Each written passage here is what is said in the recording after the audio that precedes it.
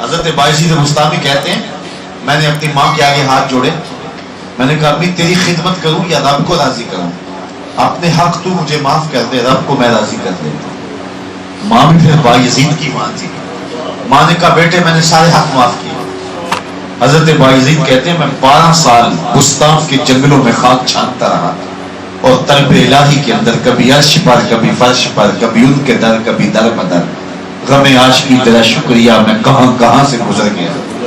12 سال کے بعد ایک دن میں بستان کے قریب سے گزر رہا تھا، دل میں خیال آیا چلتے چلتے ماں کو سلام کر دوں۔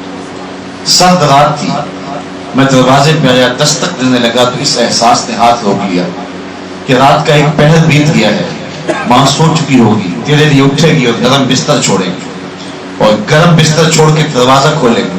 تو نے ماں کو سکھ تو دیا کوئی نہیں، دکھ کیوں دیتا ہے؟ تو اسی خیال سے دستک نہیں دی، دروازے کے ساتھ لگ کے بیٹھ گئے، سردیوں کی لمبی رات کاٹ دی۔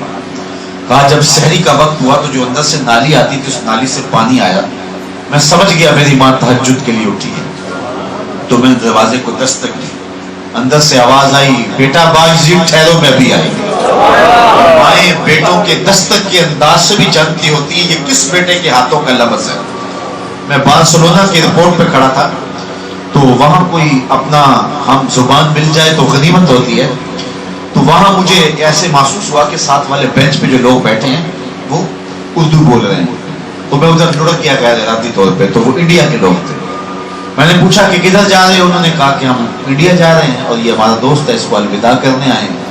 میں نے پوچھا کتنے عرصے کے بعد؟ تو وہ کہنے لگا 27 سال 3 ماہ کے بعد۔ بس آیا تھا ایسا پھنسا، اس وقت عنفوان شباب تھا، داڑھی بھی سفید ہو گئی، اور بڑی حسرت سے کہنے لگا پتہ نہیں اب گھر والے مجھے پہچانتے بھی ہیں یا کہ نہیں پہچانتے۔ میں نے کہا میاں اور کوئی پہچانے یا نہ پہچانے، ماں تیرے قدموں کی آہٹ سے پہچان لے گی، یہ میرے بیٹوں کے قدموں کی آواز لگتی ہے۔ تو بایزید بستامی کہتے ہیں کہ میں نے دروازے کو دستک دی تو اندر سے آواز آئی بیٹا بایزید ٹھہرو میں بھی آئی۔ تھوڑی دیر کے بعد ماں نے دروازہ کھولا، تازہ وضو کی وجہ سے قطرے ٹپک رہے تھے، میری بکھری ہوئی حالت، پراگندہ صورت اور پھٹا ہوا لباس۔ تو ماں نے جب دیکھا تو ماں کی آنکھوں میں آنسو آ گئے اور ایسے ہاتھ پھیلا کے میری ماں نے کہا مالک میرا بیٹا بایزید تیری طلب میں نکلا تھا، تو نے ابھی تک اسے اپنا قرب نہیں دیا۔ حضرت بایزید کہتے ہیں 12 سال کی ریاستوں سے جو کچھ نہیں ملا ماں کے اٹھے ہوئے ہاتھوں سے مل گیا۔ میں نے کہا مالک میں تجھے کہاں ڈھونڈ رہا ہوں، تو کہاں موجود ہے؟ کہتے ہیں جدھر ماں کی نگاہ ہوتی ہے وہی جگہ اللہ کی جلوہ گاہ ہوتا ہے۔ حضرت موسیٰ علیہ السلام نے کہا نا مالک میں تجھے دیکھنا چاہتا ہوں، رب ارنی انظر الیک، میں تیرے جلوے دیکھنا چاہتا ہوں۔ تو جواب ملا اس پہاڑ کو دیکھو، اگر یہ اپنی جگہ پہ ٹھہرا رہا تھا تو مجھے دیکھ لو گے۔ حضرت موسیٰ نے عرض کیا مالک میں تو تیرے جلوے درخت سے دیکھنے کا آدمی۔ وہ آپ جانتے کہ حضرت موسیٰ علیہ السلام جب ایک کبتی کو تھپڑ مارا تھا اور اس کی موت واقع ہو گئی تو مصر کو چھوڑ کے آپ شہر مدین چلے گئے تھے، اور وہاں حضرت شعیب علیہ السلام کی بیٹی کے ساتھ ان کا نکاح ہوا۔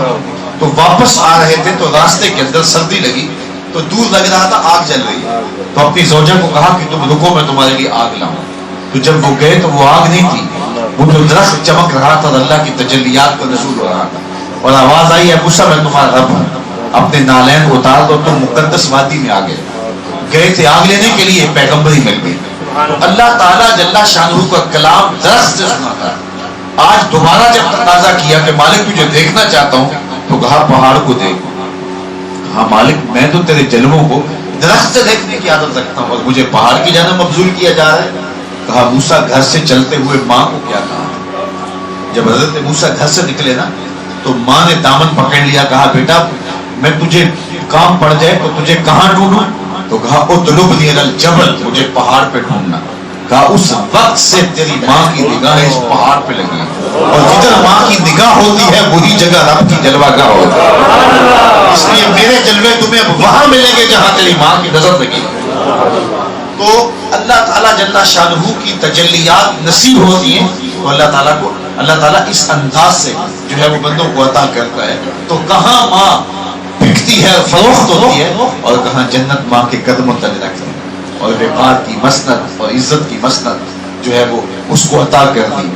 آج بیٹا جس بھی منصب میں چلا جائے تو وہ ماں باپ کے لیے جو جذبات رکھتا ہے، اور ماں باپ کو آسودگی پہنچانے کے لیے، ان کے بڑھاپے کو وسعت دینے کے لیے پردیس کاٹا جاتا ہے، دکھ کاٹے جاتے ہیں، اذیتیں سہی جاتی ہیں، تو یہ پیار سینوں کے اندر ماں باپ کے لیے کس نے رکھا؟ یہ تڑپ کس نے رکھی؟ یہ بیٹا تو ماں کو بیچ دیتا تھا، یہ تو باپ کو فروخت کر دیتا تھا، اور آج بھی جہاں روشنی نہیں ہے اولڈ پیپلز ہوم کے اندر پھینک آتا ہے، تو یہ ماں باپ کے لیے دکھ سہنے والا بیٹا، اس کے سینے میں پیار کس نے رکھا؟ جواب ملے گا میلاد والے رسول کا صدقہ۔ تو ایک دن کا میلاد کیا، ساری زندگی بھی نام رسول پہ گزار دیں۔